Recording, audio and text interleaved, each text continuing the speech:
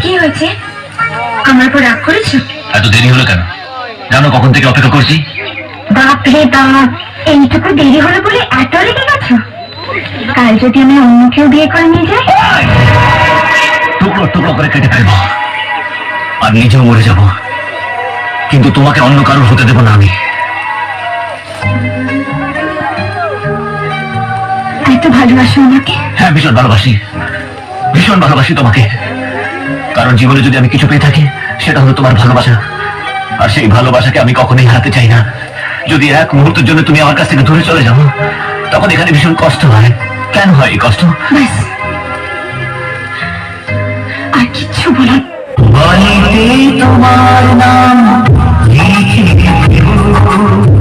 ধুয়ে যাবে, জলে ধুয়ে যাবে, তোমার নাম নদী জ্বলে যাবে,